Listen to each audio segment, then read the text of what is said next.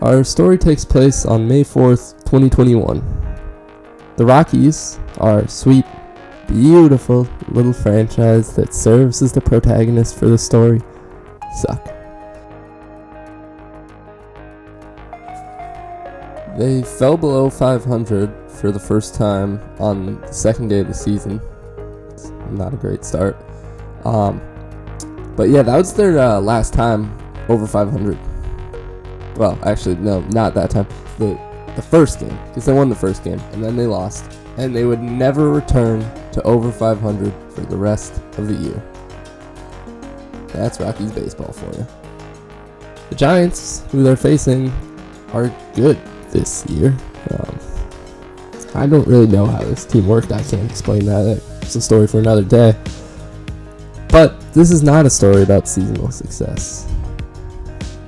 The day starts out with a 10-run first inning. 10 runs. Yeah. Wow. That's a lot. I don't know where we're going from here.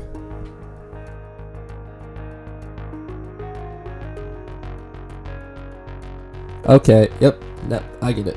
Let's get to game 2. We live in a coast COVID. That's I didn't even say that.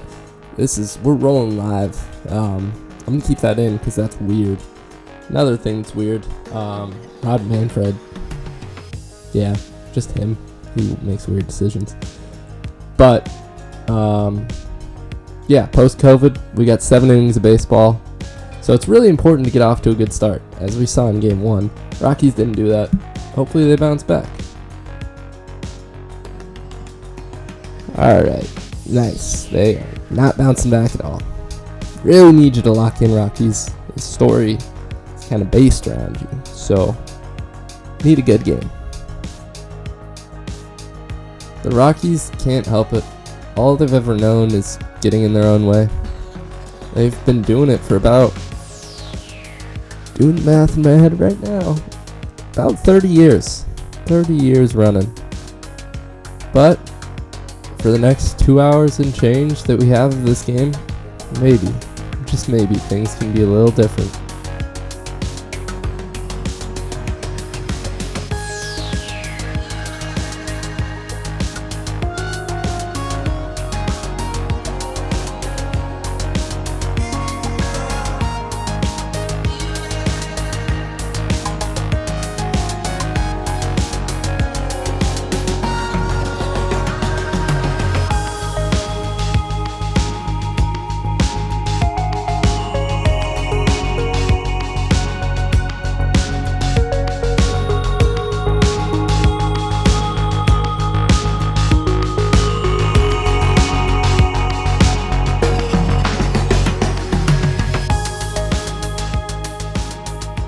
We start in the bottom of the second. Things look promising for the Rockies. CJ Cron leads off the inning with a walk, and a sharply hit ground ball seems to be a good start too. However, it finds its way perfectly into the glove of Mauricio Dubon, the Giants shortstop. A sure double play ball in most circumstances, but a high throw is forced by the hustle of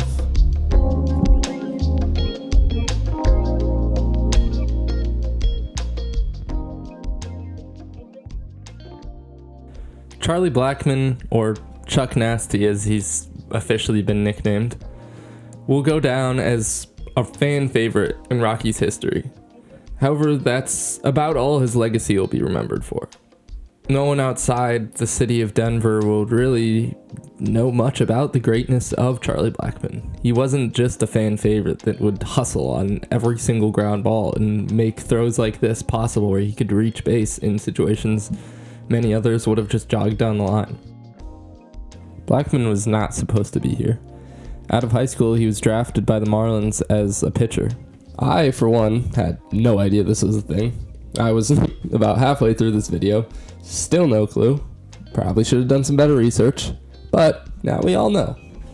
He was drafted in the 28th round, and he knew there was no future there. That was just a formality, as most of the later half of the MLB draft is. He went on to pitch at a junior college in Georgia, Young Harris College. And once again, was solid there, but not great. A pitcher that showed promise, but wasn't anything special. It wasn't until his sophomore year where something kind of started to click. He was finally consistently hitting 90. And with a good breaking ball, he had some success, but he'd backtracked. He wasn't drafted at all in the MLB draft this year, 28th round or beyond. The Cape Cod League, an off-season opportunity most notably used for college guys to raise their stock for the MLB. However, Blackmon was in no position for this. He was in desperation mode. He needed to save his career. And that he did, picking up an offer from Georgia Tech, keeping him home. However, when some lingering elbow issues flared up, his season was shut down before it even began. Completely missed out on his junior year.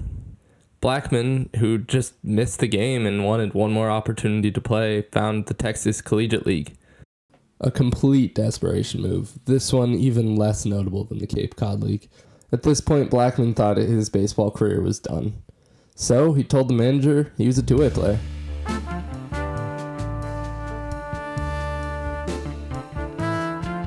This is a ridiculous thing to happen. Wait, actually, now that I think about it, did Charlie Blackmon bring back the two-way player? He was not a position player. Let me make that very clear. He had not been hitting. He hadn't been doing anything. He was strictly a pitcher. Blackmon, who had never even swung a wood bat, found himself actually having some success in the wood bat Texas Collegiate League. Enough success, in fact, to the point where his manager in the Collegiate League decided to recommend that Georgia Tech give him a chance as an outfielder. Blackmon went on to dominate college baseball, putting up a 396, 469, 564 slash line. In other words, one of the best hitters in the country. A kid who just a year ago thought there was no chance his baseball career had any future now found himself easily being in draft talks and eventually being drafted by the Colorado Rockies. Charlie would continue his dominance through the minor leagues and eventually make it up to the big league club on June 7th, 2011. Just 4 years after there was pretty much no future for his baseball career as a pitcher, Charlie Blackmon was a starting outfielder for the Colorado Rockies.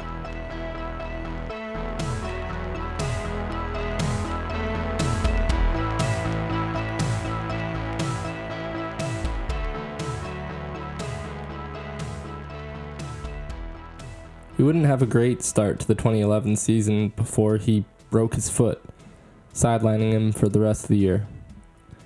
2012 and 2013 were then split between the big league club and AAA with a logjam of outfielders. But eventually he got his shot in 2014. And for the next 6 years, Blackmon would play over 140 games every year.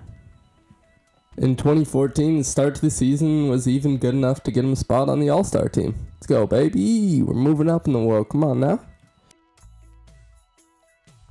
And then 2017, 2018, and 2019 all came with All-Star nods as well. Barely missing it in 16, which easily was the second best year of his career, and would have made for a 4-year span of 4 straight All-Star appearances. Might I remind you, this man was not even a position player less than 10 years ago. From 2016 to 2019, Blackmon had 3 seasons with an OPS over 930, a mark that puts him in company with Bryce Harper, Shohei Ohtani, and Aaron Judge as players who've done this 3 times since the year 2000. Even beating out superstars of the 2010s like Cody Bellinger and Mookie Betts, or young rising stars like Fernando Tatis Jr. and Ronald Acuna Jr., who've all only accomplished this feat twice. Looking at his best year in the span, 2018, he's one of few players to ever reach a 1-dot OPS. He beats out names like 2012 Miguel Cabrera, 07 Pujols, or 03 A-Rod.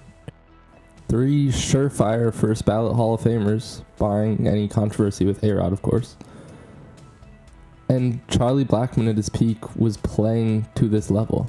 He reached a level of baseball offensively that so many players never will even come close to. And yet, Blackmon's time on an MLB field will more than likely be completely forgotten within the next decade. He played for a Colorado team that had some decent years in the late 2010s, but the mean of his time there was a team that was mediocre at best. They were not an exciting team to watch most of this time, and Blackmon gets completely lost in this. A career that will be forgotten due to what his team did in the win column, instead of remembered for the beautiful moments that strewn together made Charlie Blackmon.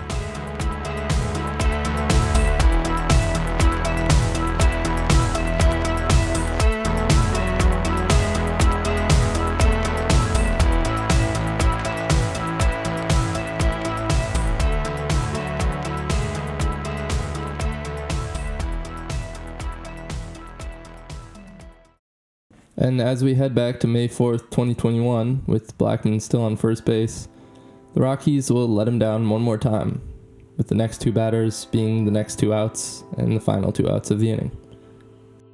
The bottom of the third brings another 0 for the Rockies as well, with the Giants doing nothing in the top half of that inning either. Giants follow that third with another 0 in the fourth, and the Rockies finally get their chance to strike. Ryan McMahon, another criminally underrated Rocky throughout his career, starts off the inning with a single, followed by a C.J. Cron absolutely crushed baseball for a 2-run homer to tie the game for the Rockies. That would be all the scoring in the fourth, but the Giants would quickly answer back in the top of the fifth with 2 runs for themselves, completely erasing the homer and bringing the lead back to 2 for the Giants. The Rockies go quiet in the bottom of the fifth as well, and C.J. Cron would do more to erase his 2-run homer from earlier, as an error would lead to a runner on to start the top of the sixth for the Giants, which proved to be very costly. The next batter, Wilmer Flores, launched a ball over the left field wall, albeit not as far as Cron's homer, but counts all the same. Another 2 runs for the Giants. 6-2 lead.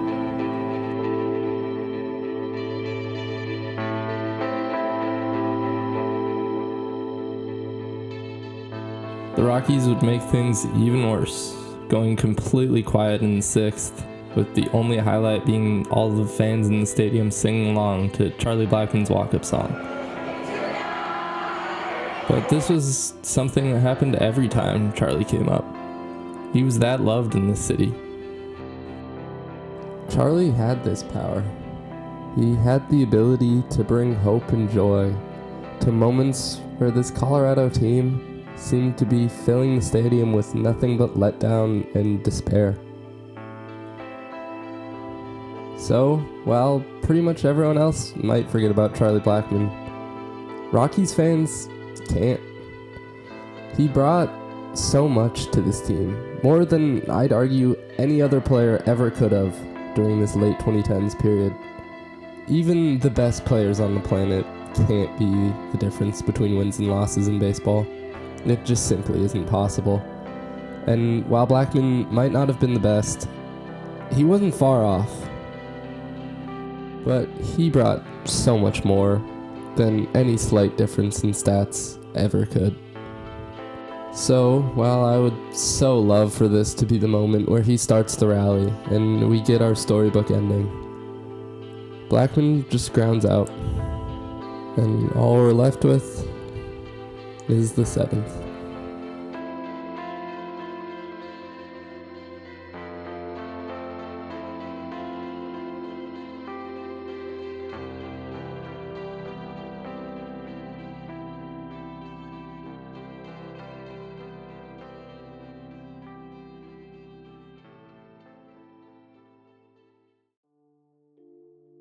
Here is a graph of every MLB game from the year 2024.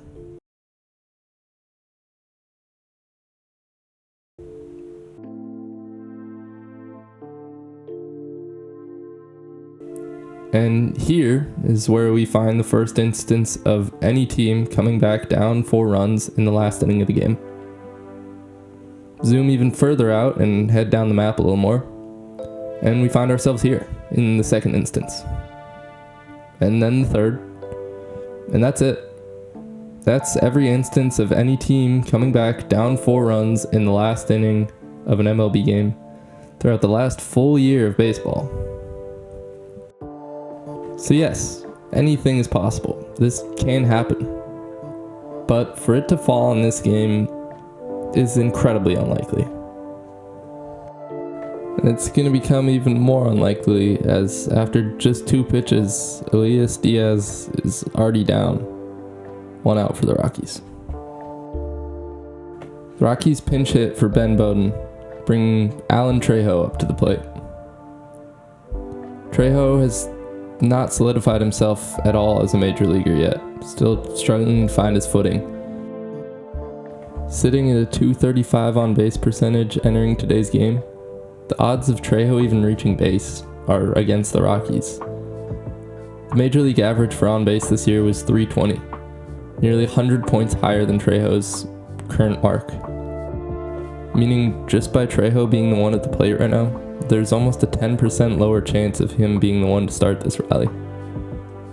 And if he can't start the rally, the Rockies are down to their final out, and they have a long way to go from there. But in our world, Trejo does reach base. The nearly 2 in 10 chance works out, and somehow, even though the odds are still incredibly against the Rockies, the crowd seems into it. There seems to be a belief in this.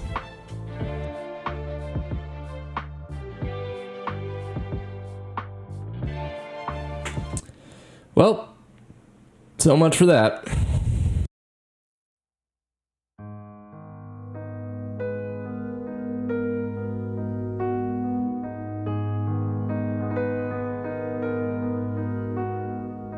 Remember when we looked at the 2024 complete game log, searching for any times that a team came back down 4 runs in the last inning?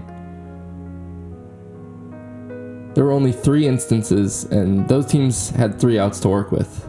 The Rockies haven't made any progress other than Trejo reaching first base, and they only have 1 out left. To find a game where a team made this comeback fully with 2 outs, we have to go all the way back through a full year of baseball. Another full year of baseball. And almost another full year of baseball. And we find ourselves here. This kind of comeback just simply doesn't happen. Even looking at the smallest level we can, things aren't looking good. Going back to that on-base chart, I mean, it seems obvious, of course, but I have to point it out. There's just a 32% chance that we even see 2 more batters in this game.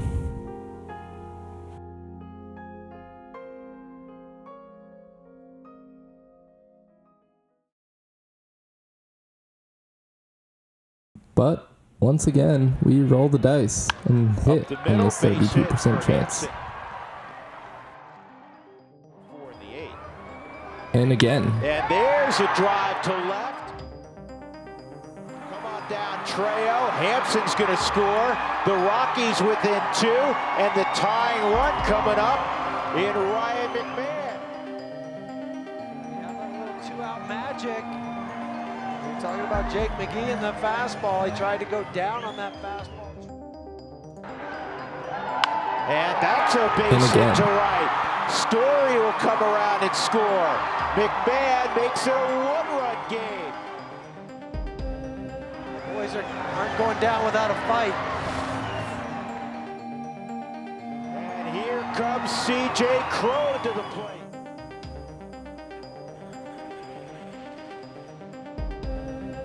And again. And somehow we end up here with the crowd once again singing along to Charlie Blackmon's walk-up song.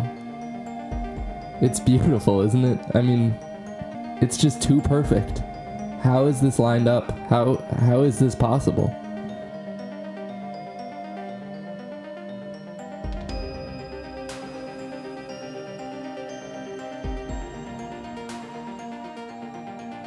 Even if Blackmon doesn't complete the walk-off, he's here.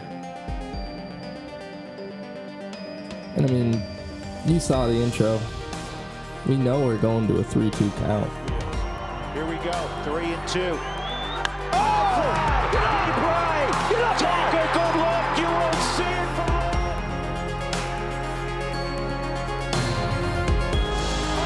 come back!